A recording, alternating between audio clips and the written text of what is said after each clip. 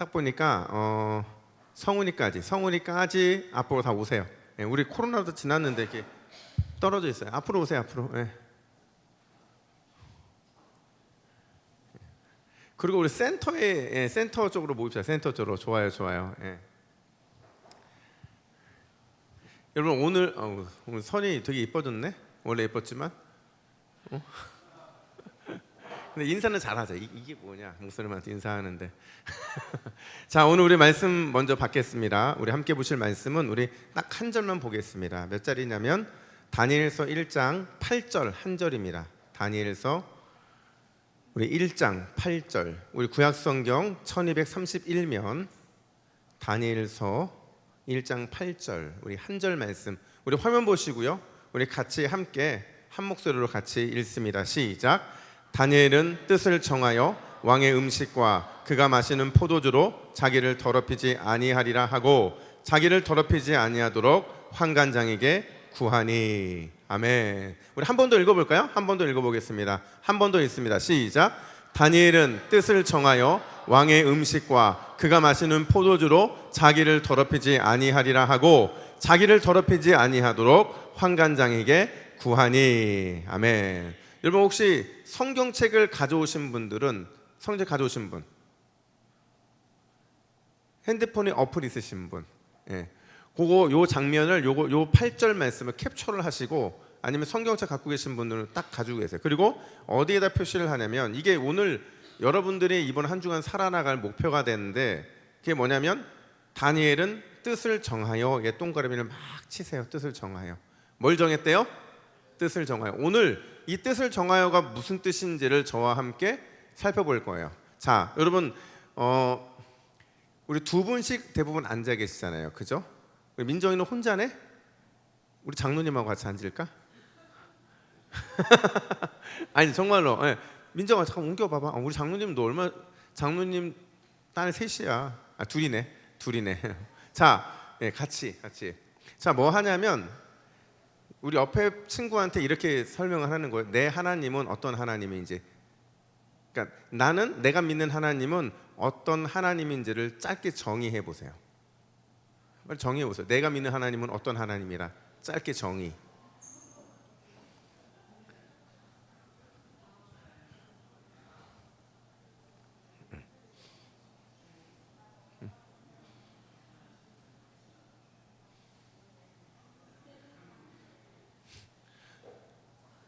너는 왜 혼자 있어?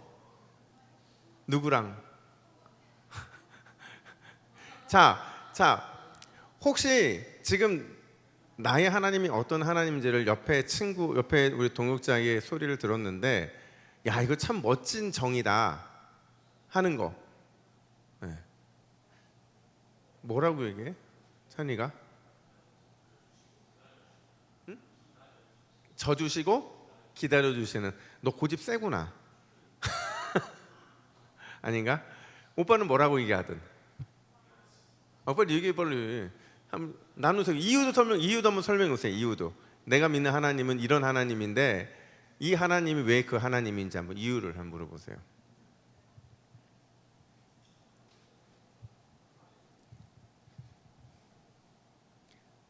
싸웠어?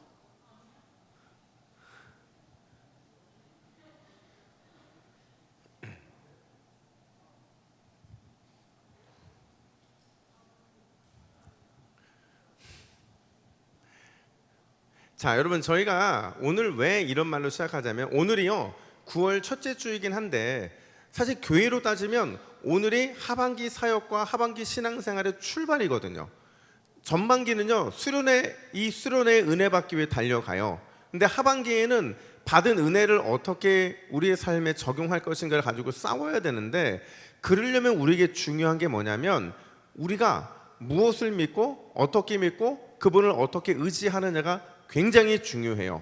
그래서 제가 오늘 여러분들 보면서 여러분들이 그런 진지한 고민을 참 안 하는구나 라는 생각이 들었어요. 그렇죠 여러분? 근데 분명한 거는요 우리 하나님은 변함없는 줄로 믿습니다. 여러분들이 어떻게 믿든지 하나님은 변함이 없는데 여러분들은 여러분 기분에 따라서 여러분의 생각에 따라서 그 하나님 바뀔 뿐이라는 거예요. 하지만 오늘 우리가 어떤 하나님을 고백한 이 고백이 여러분의 중심의 신앙, 그 중심의 신앙을 대변하고 있다고 저는 믿어요. 제가 왜 이러냐면 제가 최근에 혼자 일본을 다녀왔어요. 근데 일본에 가면 여러분 이 중에는 아마 일본어 잘하는 친구들도 있을 겁니다. 근데 저는 영어를 상당히 잘한다고 생각을 해요. 안 믿는 분위기시네요. 예, 진짜로. 그래서 저는 일본 가면 영어로 쓸 수 있다고 생각을 하고 갔는데 일본 사람들이 영어를 잘할까요, 못할까요? 예, 저를 막 피해 다녀요. 영어만 쓰니까. 그래서 제가 이게 힘들구나. 근데 제가 공항에 내려서 숙소까지 가는데 난관이었어요. 왜냐면 너무 힘든 거예요, 과정들이. 근데 저의 장점은 뭐냐면 저는 망설임이 없어요. 뭔가 도움이 필요하면 help me, 영무원한테 물어보든지 물어요, 사람들한테. 근데 제 뒤에 이렇게 보니까 묻고 싶은데 창피해서 묻지 못하는 사람들이 있었을까요, 없었을까요? 너무도 많았어요. 말은 못하는데 표는 사야 되는데 어떻게 사야 될지 막 망설이고 있는 사람들이 굉장히 많았어요. 근데 저는 그거 보면서 뭐 망설이냐, 가서 물어보면 되지. 물어보면 그 사람이 또 가르쳐줘요.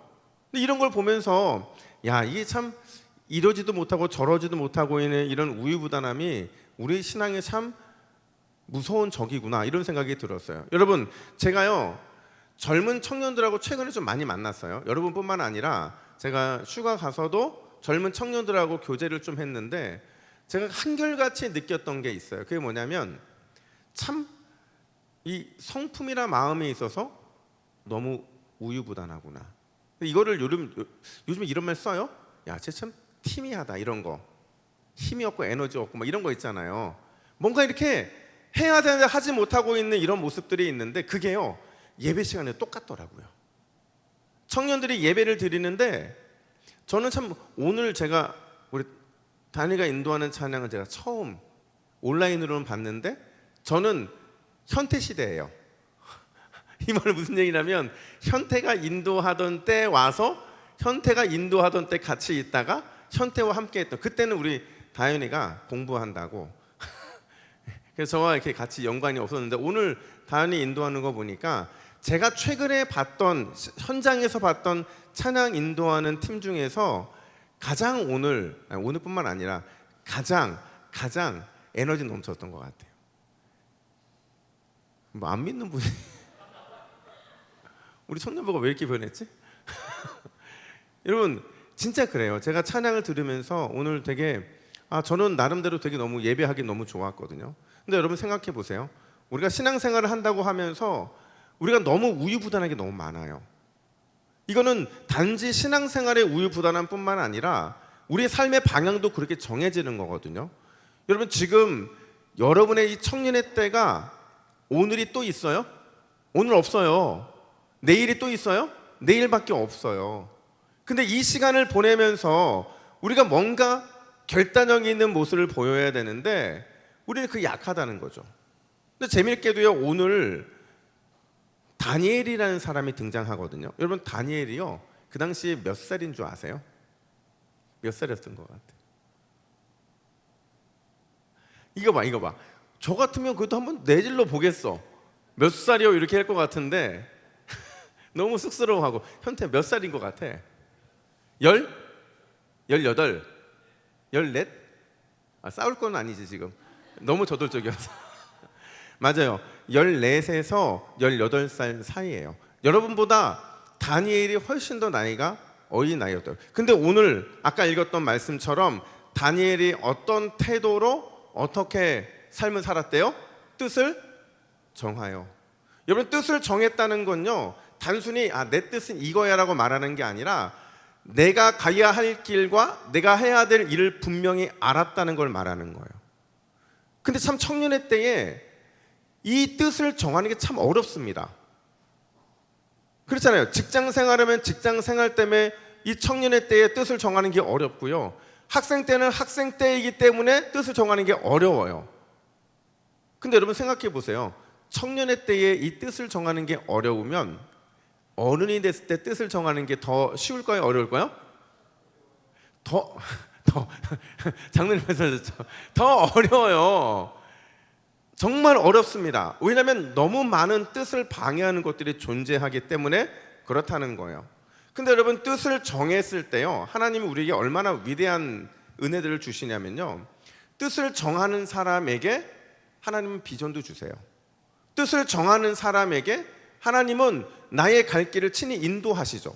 뜻을 정하는 사람에게 하나님은 그 마음과 그 모든 삶들을 책임져 주시겠다고 약속을 하고 계신 거예요. 그럼 여러분, 우리가 어떤 뜻을 정해야 되느냐? 제가 오늘 두 가지만 말씀드릴 텐데 한번 따라해 볼까요? 이것 또한, 여러분, 따라하기로 마음을 정하세요. 아셨죠? 자, 이것 또한 하나님이 하셨습니다. 자, 이게 무슨 말이냐면 이런 거예요. 여러분, 이것 또한 하나님이 하셨습니다 라는 말을 청년 세대에 하라고 하잖아요.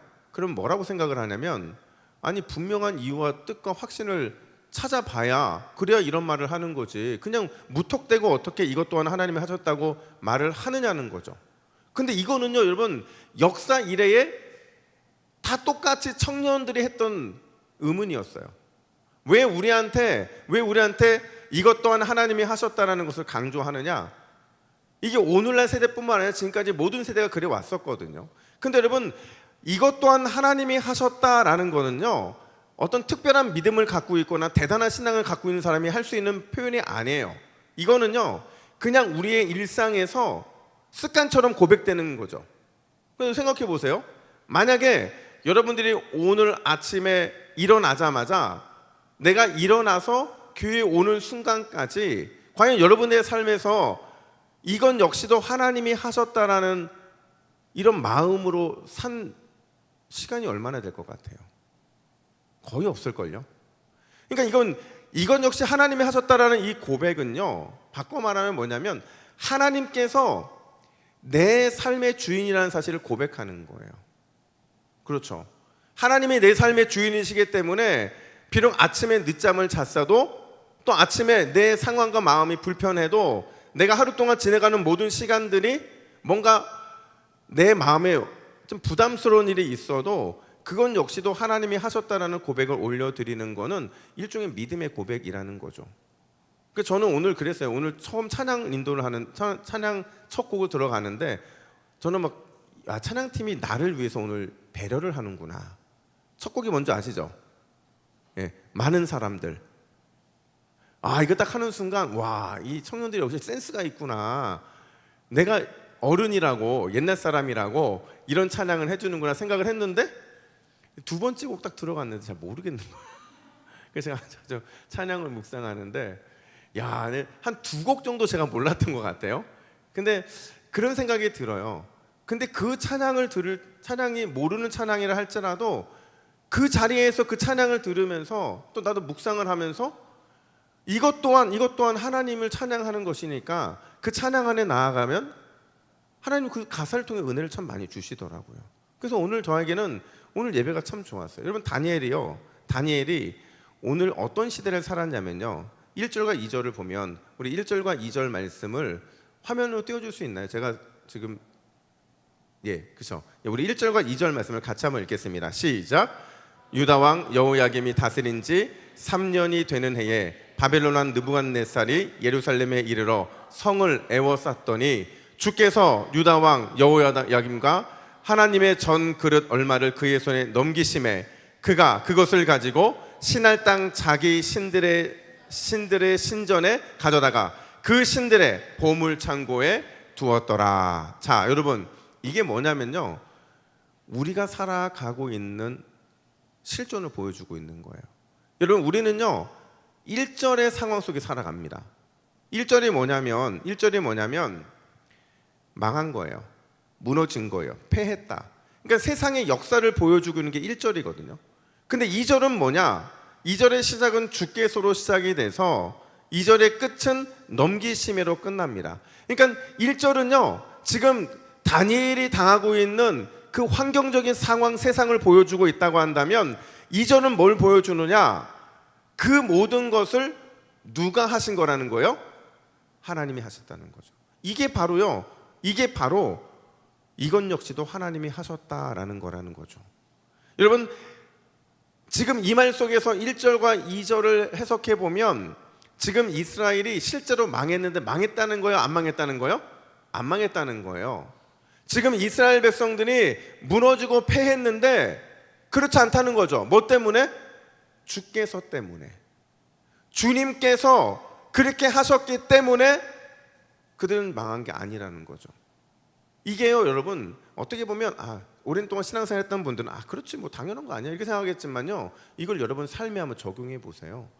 여러분, 내가 원하지 않는 삶을 살아갈 때가 있잖아요. 특히 청년의 때는 내가 이거 하고 싶지만 이게 안 될 때가 있고, 이거 하고 싶지만 이게 안 될 때가 있어요. 이번에요, 저희 아들이 여러분 아시죠? 요요 하는 거 아시죠? 이번에 이제 세계 대회를 나갔어요. 근데 이제 본인은 그 대회에서, 한국 대회에서 1등을 했기 때문에 당연히 세계 대회 나가면 자기도 뭔가 입상을 할 거라고 생각을 한 거예요. 근데 가보니까 제가 그 실황을 봤거든요. 토요일 날 실황 결선 올라온 사람들 실력을 딱 보는데요, 와, 그 애들은 요요계의 BTS야. 너무 잘해요.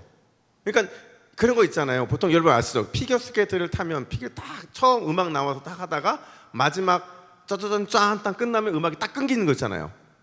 얘네들은 완전히 그 각본을 다 짜가지고 온 애들인 거예요. 근데 저희 아들은 이 부산에서 유튜브를 보면서, 그러니까 얘가 한국 1등 한 것도 기적 같은 일이죠. 근데 얘가 떨어졌어요. 자기보다 못했던 애가 우승을 하는 걸 제가 보면서 저한테 뭐라고 하냐면, 아빠, 하나님은 안 계셔. 내가 이번에 확신해. 그래서 제가 뭐라고 한지 아세요? 그런가 보다 야. 그러니까 얘는 되게 당황했을 거예요. 왜냐면 아빠가 목사라고 하는데, 목사가 아들이 하나님이 떠났다고, 하나님 없다고 그러면 뭐라고 얘기해 줘야 돼요? 아니야, 하나님이 계셔, 하나님은 살아계셔, 하나님은 너를 위해, 이렇게 얘기할 줄 알았는데 그래, 이렇게 당황스러운 거예요. 근데 제가 이 아이에게 왜 이런 말을 하냐면, 그리고 나서 얼마 있다가, 그래서 오늘 교회 왔어요? 안 왔어요? 왔죠? 예배 드렸죠? 어쩔 수 없는 거예요. 그러니까 내 뜻대로 인생은 되지 않아요. 그게 1절이에요. 근데 그럼에도 망한 게 아니라는 것은 그 이유가 뭐 때문이에요? 2절에 하나님이 그렇게 하셨기 때문에 그렇다는 거죠. 저는 여러분들이 그런 마음으로 좀 살았으면 좋겠어요. 기분 따라 이리저리 흔들리는 인생이 아니라, 그래서 뭐 내 인생이 뭐 어떤 특별한 게 있겠어 이런 마음을 갖는 게 아니라, 그 기분과 상관없이 하나님께서 여러분들을 여전히 사랑하시고 여러분을 통치하시고 여러분들을 향한 계획을 갖고 계시다는 사실을 좀 굳게 믿었으면 좋겠다는 거죠. 근데 우리는 보통 뭐만 보냐면 요것만 봐요. 요 앞에 있는 거. 그래서 요 앞에서 이게 나한테 힘들게 하면 흔들리는 거예요, 자꾸. 근데 멀리 보잖아요. 진짜 멀리 계신 하나님을 바라보면 이건 역시도 하나님이 하셨다라는 고백이 내 속에 드러나잖아요. 그러면 여러분, 내 삶은 흔들리지 않습니다. 그리고 심지어 그 속에 내가 원하지 않는 일들이 벌어졌다 할지라도 반드시 하나님은 우리가 알지 못하는, 우리가 예상하지 못했던 놀라운 인도하심의 복을 주실 줄로 믿습니다. 이게 바로, 이건 역시도 하나님이 하셨다라는 믿음의 고백인 거예요. 그래서 저는 여러분의 아침에 이렇게 고백했으면 좋겠어요. 이것도 하나님이 하실 거야. 그리고 저녁에 이것도 하나님이 하셨어. 이런 믿음이 있었으면 좋겠어요. 두 번째는 이거예요. 한번 따라해 볼까요? 두 번째는 뭐냐면 저항해야. 한번 따라할까요? 저항해야. 소망이 있습니다. 저항하는 거예요, 지금. 자, 여러분, 젊은 세대들이 좋아하는 표현이 저항이라는 표현인데 사실 어른들은 별로 안 좋아하거든요. 제가 오늘 설교할 때 저항해야 소망이 있다는 얘기를 하니까요, 어른들 중에서 몇 분들이 저를 되게 이상하게 봤어요. 막 좌파 보듯이, 막 저 공산당 아니야, 막 이렇게. 근데 여러분, 이 저항하다라는 표현은요, 중립적인 표현이에요. 심지어 특별히 이 저항이라는 표현을 썼을 때 이 저항은요, 신앙적으로 굉장히 중요한 표현이에요. 왜냐하면 이 저항은 선 긋는 거거든요. 이 저항은 구별하는 거거든요. 우리가 하나님을 믿는다고 말하면서 우리는 이 저항하지 못하면요, 믿음이 자랄 수가 없어요. 저항하지 못하면 내가 하나님 앞에 온전히 설 수 없다는 거죠. 오늘 본문에 보면요, 다니엘과 세 친구들이 저항을 하는데 뭐에 대해 저항을 하느냐? 세 가지 저항이에요. 첫 번째가 특권에 저항하고요. 그 다음에 진미에 대해 저항을 하고 명성에 대해 저항을 합니다. 자, 여러분 특권의 저항이 뭐냐? 우리 4절 말씀 우리 화면 보시고 같이 한번 읽어볼까요? 4절 이어서 시작. 곧 흠이 없고 용모가 아름다우며 모든 지혜를 통찰하며 지식에 통달하며 학문에 익숙하여 왕궁에 설 만한 소년을 데려오게 하였고 그들에게 갈대아 사람의 학문과 언어를 가르치게 하였고. 자, 여러분 지금 이 장면이요, 왜 다니엘과 세 친구가 선택받는지를 보여주는 거예요. 선택받은 이유가 뭐예요? 용모가 아름답고 모든 지혜가 통찰하고 지식에 통달하고 학문에 익숙해 있다는 거죠. 그러니까 누가 보면 완벽해 보이는 사람들이거든요. 근데 여러분 이거는요 지금 바벨론 사람들이 만들어내고 있는 표현이더라는 거예요. 여러분 아무리 대단해도요 흠없을 수가 있어요. 여러분 저도 나름 괜찮은 외모잖아요.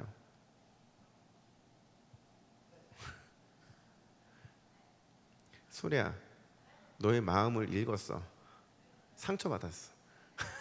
근데 여러분 저도 괜찮은 외모라고 저는 생각을 해요. 근데 저한테 흠이 없을까요? 적절한 예는 아니었어요. 성훈아 미안해. 적절한 예는 아니었는데, 근데 여러분 아무리 대단한 외모고 아무리 대단한 사람도 흠이 없을 수 없는데 지금 흠이 없다고 말하거든요. 이건 무슨 얘기냐면요, 지금 바벨론 사람들이 유혹하는 거예요.